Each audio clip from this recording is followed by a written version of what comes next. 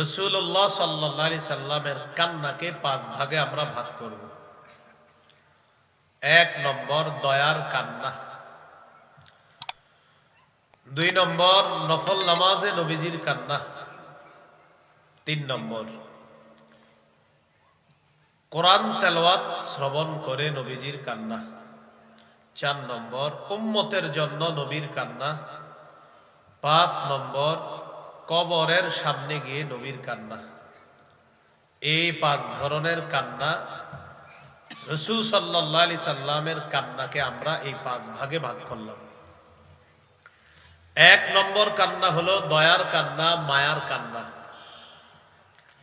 এ ব্যাপারে আপনাদের সামনে 4টি দৃষ্টান্ত পেশ করি। 4টি দৃষ্টান্তই সহিহ বুখারীর বর্ণনা। 1 নম্বর দৃষ্টান্ত বুখারীর 1284 নম্বর হাদিস, 1284।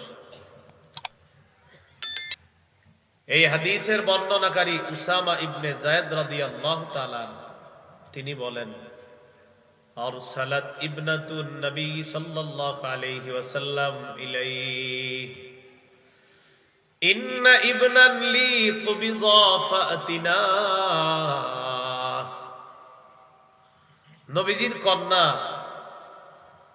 এই কন্যার ঘরের নাতি অসুস্থ হয়েছে, এর মানে নবীজি হন সম্পর্কে নানা। তো নবীজির নাতি অসুস্থ হয়েছে। অসুস্থ হওয়ার পর নবীজির মেয়ে নবীজির কাছে সংবাদ পাঠাইলেন, আব্বা আমার ছেলেটা প্রচন্ড অসুস্থ, মুমূর্ষু অবস্থা, আপনি একটু আমাদের বাসায় যদি আসতেন ভালো হতো। فأرسل يقرئ السلام ويقول إن لله ما أخذ وله ما أعطى وكل عنده بأجل مسمى فلتصبر ولتحتسب। মেয়ে বললেন, আব্বা একটু আসেন আমাদের বাড়িতে। নবীজি পাল্টা মেয়ের বাসায় সালাম পাঠাইলেন। সালাম পাঠিয়ে নবীজি বললেন, আমার মেয়েকে বলবা ইন্না লিল্লাহি মা আখাদা, যা নিয়ে যায় সেটাও আল্লাহর, ওয়ালাহু মা আ'তা, যা দেন এটাও আল্লাহর। নবীজি বুঝাইতে চায় তোমার সন্তান আল্লাহ তাআলা দিয়েছেন, এটাও আল্লাহর, আল্লাহ যদি এখন নিয়ে যায় এটাও আল্লাহর। বুঝছেননি সবাই? হ্যাঁ, তোমার সন্তান আল্লাহ তাআলা দিয়েছেন, এটাও আল্লাহর। সন্তান যদি আল্লাহ তাআলা নিয়ে যায়, বলেন এটাও কার? আল্লাহর। ওয়া কুল্লুন ইনদাহু বিআজালিন মুসাম্মা। নবীজি সংবাদ পাঠায়া দিলেন, মা প্রত্যেকটা জিনিসের নির্ধারিত সময় আছে। তোমার সন্তানের যদি যাওয়ার সময় হয়ে যায়, তোমার সন্তানকে রাখার মতো অধিকার কারো নাই। আল্লাহ এতদিন দিয়েছেন, এটাও আল্লাহর। আল্লাহ তাআলা যদি নিয়ে যান, এটাও আল্লাহর। এই বইলা সংবাদ পাঠাইছে। শেষে বললেন, ফালতাসবির ওয়াল তাহতাসিব, আমার মেয়েকে বলবা সে যেন ধৈর্য ধারণ করে আর সওয়াবের আশা করে। মেয়ে তো আপনারা জানেন, মেয়েরা বাবার কাছে একটু আবদার বেশি রাখে। মেয়ে আবার সংবাদ পাঠাইছে, আব্বা না, আপনি আসতে হবে। নবীজি বলছিলেন এই করো। মেয়ে আবার সংবাদ পাঠাইলেন, ফারসালাত ইলাইহি তুকসিমু আলাইহি লা ইয়াতিয়ান্নাহা, কসম দিয়ে পাঠাইলেন, আব্বা কসম লাগে আপনি আসতে হবে। আপনি অবশ্যই, হাদিসের অনুবাদ লা ইয়াতিয়ান্নাহা, অবশ্যই অবশ্যই যেন নবীজি আসে, মেয়ের আবদার।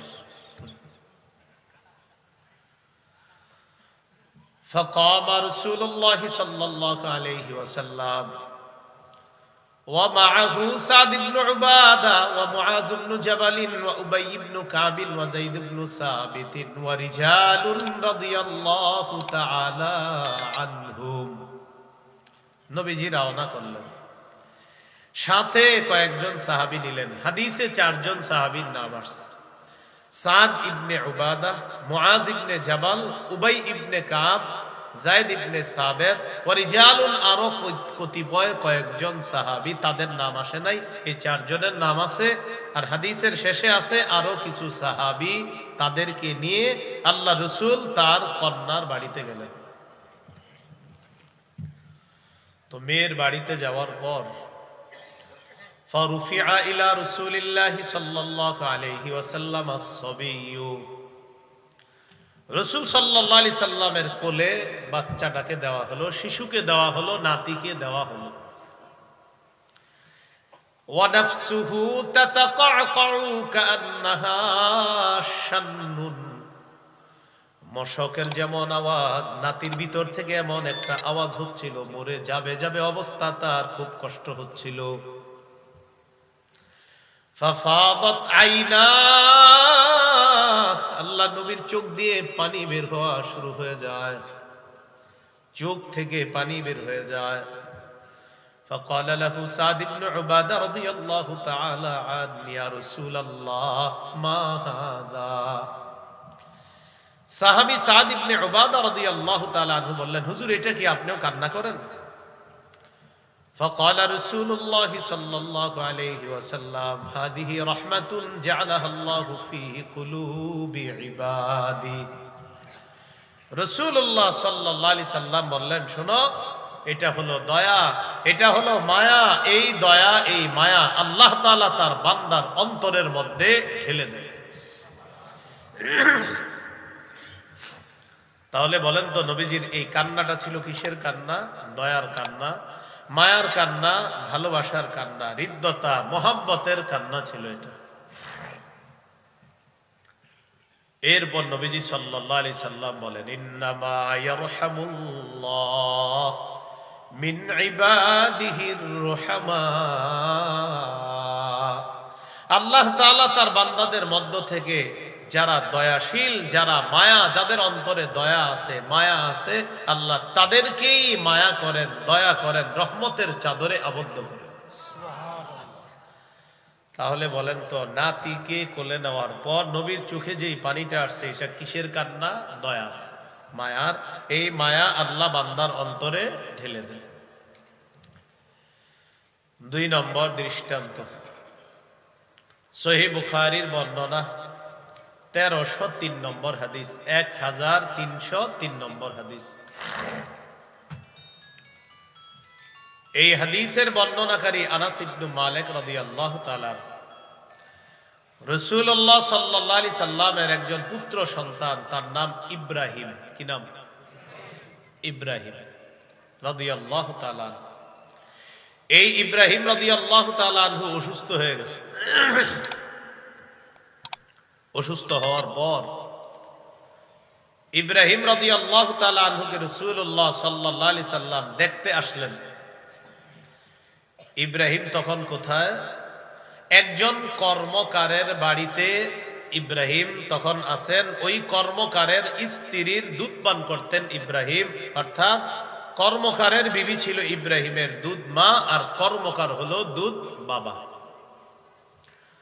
কর্মকারের নামটা যদি পারেন একটু মুখস্থ রাখার চেষ্টা করবেন, আবু সাইফ। কি নাম? আবু সাইফ। তো আনাস রাদিয়াল্লাহু তাআলা আনহু বলেন, দাখালনা মা রাসূলিল্লাহি সাল্লাল্লাহু আলাইহি ওয়াসাল্লাম আলা আবি সাইফ আল কাইন। আনাস রাদিয়াল্লাহু তাআলা আনহু বলেন, আমরা আল্লাহ নবীর সাথে আবু সাইফ কর্মকারের বাড়িতে গেলাম। ওয়া কানা যারান লি ইব্রাহিম রাদিয়াল্লাহু তাআলা আন, আবু সাইফ কর্মকার ছিল ইব্রাহিম রাদিয়াল্লাহু তাআলা আনহুর দুধ বাবা, দুধ পিতা ছিল। তো আমরা তার বাড়িতে গেলাম। নবীর সন্তানটা অসুস্থ। অসুস্থ সন্তান ইব্রাহিমকে নবীজি কি করলেন? ফাআখাযা রাসূলুল্লাহ সাল্লাল্লাহু আলাইহি ওয়াসাল্লাম ইব্রাহিম, রাসূলুল্লাহ সাল্লাল্লাহু আলাইহি সাল্লাম সন্তান ইব্রাহিমকে কোলে নিলেন। ফাকাব্বালাহু ওয়া শাম্মা, ইব্রাহিমকে চুমা দিলেন। অসাম্মাহু, তার নাকে মুখে নবীজি নিজের মুখটা লাগাইলেন।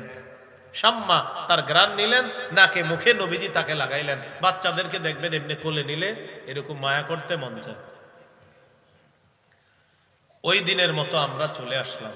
সুম্মা দাখালনা আলাইহি বাদা যালিকা, আবার আল্লাহ নবীর ছেলেটাকে আমরা দেখতে গেলাম।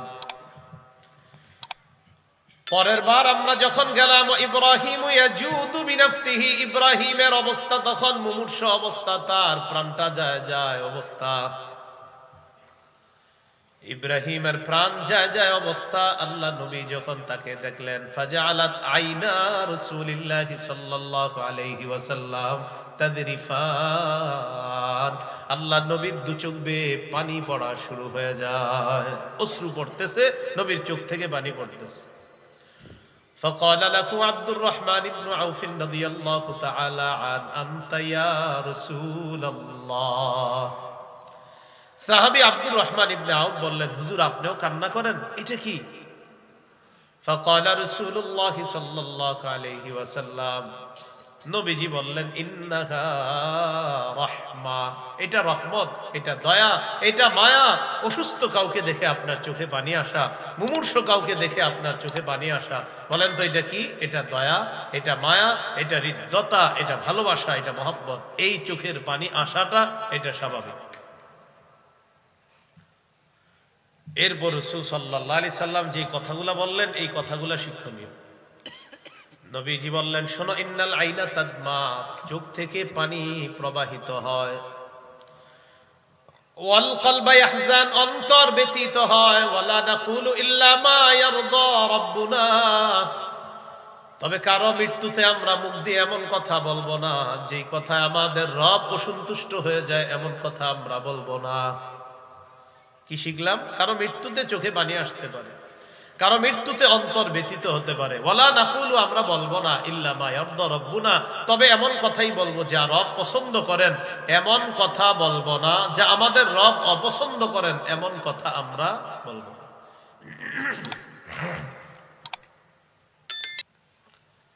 এরপর রাসূল সাল্লাল্লাহু আলাইহি সাল্লাম বললেন, ওয়া ইন্না বিফিরাকিকা ইয়া ইব্রাহিম লামাহজুনুন, ইব্রাহিম তোমার বিয়োগ ব্যথায়, তোমাকে হারিয়ে আমরা শোক সন্তপ্ত। হাদিস থেকে আমরা চারটা বিষয় শিখলাম। কারো মৃত্যুতে চোখে পানি আসা, এটা রহমত, এটা দয়া। কারো মৃত্যুতে অন্তর ব্যথিত হওয়া, এটা রহমত, এটা দয়া। 3 নম্বর শিক্ষা, আমরা মুখ দিয়ে এমন কথাই বলতে হবে যা রব পছন্দ করেন। কারো মৃত্যুতে শোকাহত হওয়া, এটা দোষণীয় না, এটা জায়েজ আছে, তবে কানতে গিয়ে মুখ দিয়ে উল্টা পাল্টা কথা বলা যাবে না, যেটা রব অপছন্দ করে।